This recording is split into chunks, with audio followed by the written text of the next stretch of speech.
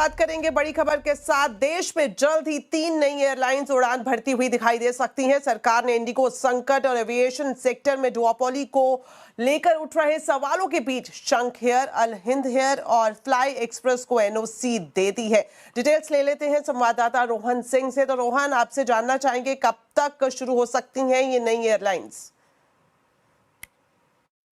जी, हाल के इंडिगो संकट ने एक बात साफ कर दी है कि भारत में 2 से ज्यादा बड़े एयरलाइंस की जरूरत है, लेकिन लोगों के पास विकल्प इस वक्त सिर्फ इंडिगो या एयर इंडिया का ही है। सरकार ने भी कई बार कहा है कि वो एविएशन में डुओपोली के समर्थन में नहीं है और वो चाहते हैं कि ज्यादा से ज्यादा नई एयरलाइंस आए, और इसी दिशा में कदम उठाते हुए सरकार ने कुछ नई एयरलाइंस को मंजूरी देने की प्रक्रिया को तेज करने का काम किया है।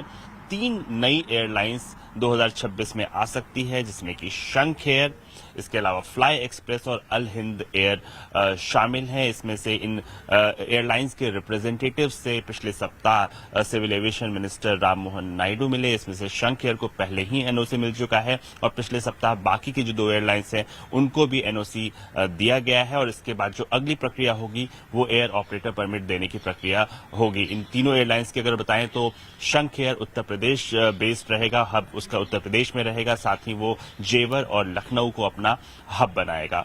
अगर फ्लाई एक्सप्रेस की बात करें तो वो हैदराबाद की कंपनी है जो विमानन में उतरी है, और साथ ही जो अल हिंद एयर है वो कोच्चि से ऑपरेट करेगी, और इनका जो फोकस रहेगा वो छोटे शहरों की कनेक्टिविटी रहेगी। अगले साल यानी कि 2026 में ये 3 नए एयरलाइन अपनी पहली उड़ान जो है वो भर सकते हैं।